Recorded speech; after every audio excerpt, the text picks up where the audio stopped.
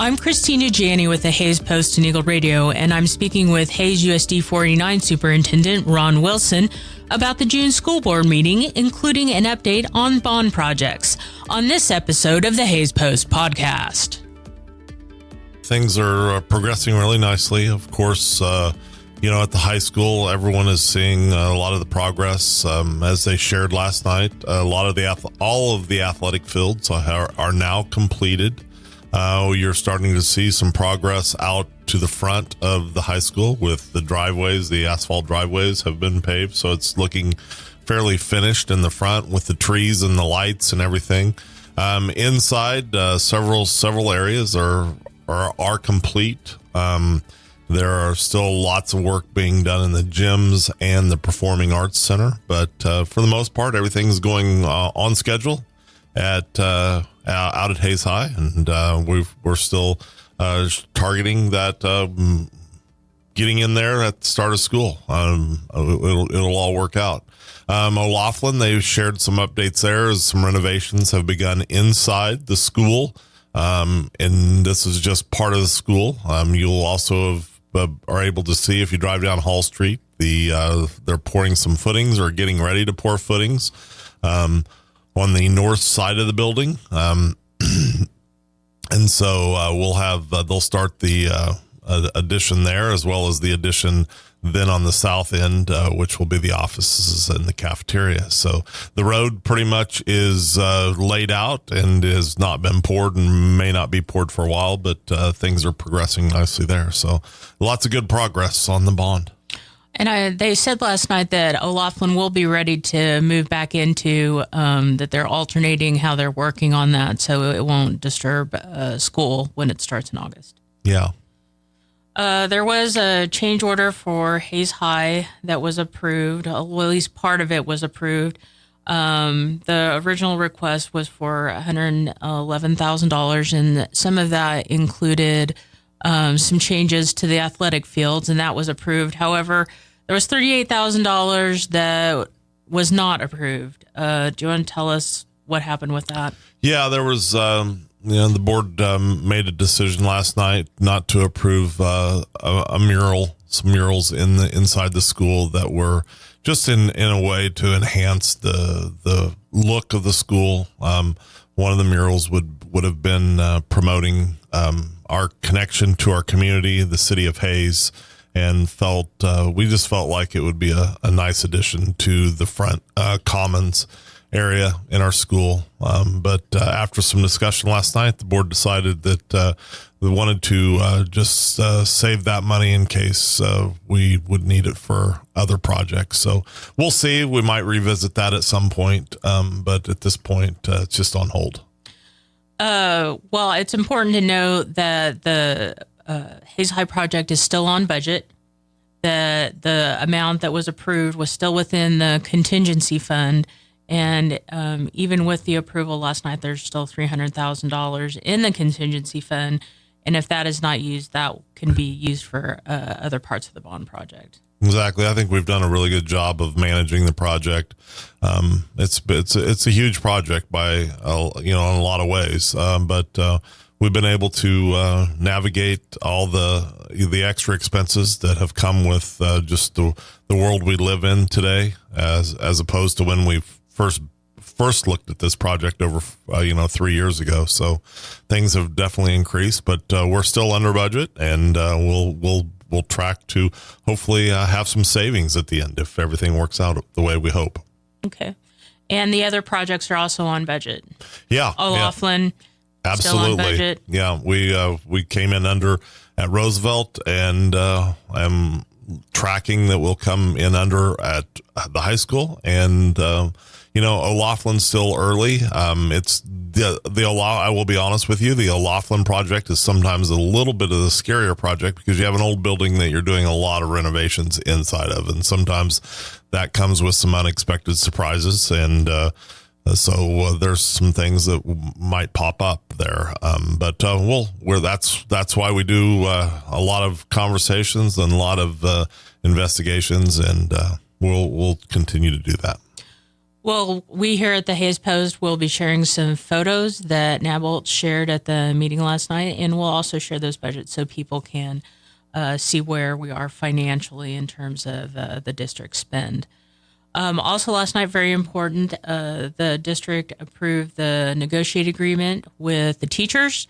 It's good to know that that is being approved now, and I know that the district in past has struggled with that, but 2.5% average raise for teachers.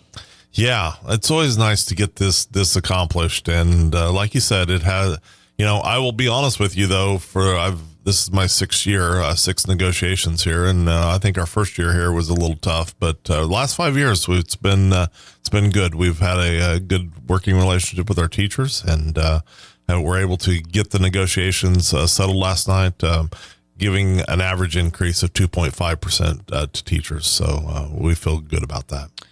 Also, the classified administrator, other licensed professionals also received a 2.5% raise. I know there was some discussion last night. Board member Ruth Reuter especially was passionate that the classified staff really probably needs more. But you also mentioned the difficulty with raising salaries for paras with the situation with funding for special education right now. Yeah, I mean, I appreciate board member Ruth Reuter, advocating for our classified personnel, because that is important, and they do deserve more. Unfortunately, we're in a world right now that where in the state of Kansas, the state of Kansas has chosen not to fund at the levels that are in law, that says that they will fund us at those levels. Even at the Fed levels, we're not getting the dollars. So in our special education funds, we are now forced to take money out of our general fund to help pay for special education, which then just drains the buckets to be able to give everyone more money. So that's really where we're at right now. We're hopeful with the next legislative session that people will continue to advocate for special education and the need to pay for it. So we'll just continue to fight the fight.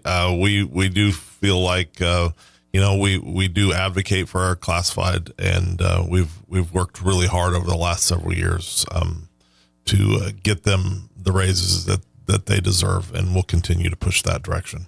Well, when we're talking about classified, some people may not know what that is, but that's like cooks, office staff, janitors. Well, is the janitorial staff isn't a part of that? Yes, they are. They are part of that. Yes, okay. Yeah. So yeah, the people that really make our school go on a daily basis, without them, we would not be able to survive. So very important to the operation. Okay. There was a school bus purchase last night, and that was a wheelchair accessible school bus. That was part of the 5-year transportation plan. I know that those will always have a pretty hefty price tag with them, but the district plans for those purchases. Yeah, Russ Henningsen, our transportation director for the district, does an awesome job of really keeping everything on a schedule, and it was just time to retire out an old wheelchair bus, and that we have, and we'll be bringing a new wheelchair bus into our fleet, which just helps with those situations where we may have a student who is in a wheelchair and needs transportation. So it's just part of the process. And like I said, Russ does a really great job of keeping everything on schedule, and we know exactly where we're going and what we need to do each year. There was a presentation last night. It wasn't necessarily approved by the board because it's a pilot program, but the Hayes High is going to have a Move It Monday schedule so that the students will have all of their classes on Monday, although they will still have the maroon and gold block scheduling on Tuesday through Friday. Can you explain to parents and others out there, what are some of the benefits of that change in schedule? Well, the Move It Monday schedule was the impetus behind it was teachers just feeling like they needed to, wanting to see their students more than sometimes 2 times a week. And with a block schedule, you're either seeing your students 2 times a week or 3 times a week, depending upon which week it is. The high school teachers, a group of high school teachers, went and said, I think we can do something a little different here. They came up with an idea. It was worked through with administration, and this will on Mondays. Well, on the Mondays that we're in session, they will meet in every class on Mondays, and they're calling it Move It Monday schedule. I think the importance and what was shared last night in the presentation is just improved frequency in terms of teachers and students meeting together. So we feel like it's a really good thing, and I feel a credit to the high school staff, the teachers who have said, let's do something better than what we've been doing instead of just staying with the status quo. They felt like they wanted to try this, and so we'll try it for a year and see how it goes, and we'll decide how that follows up for the following year.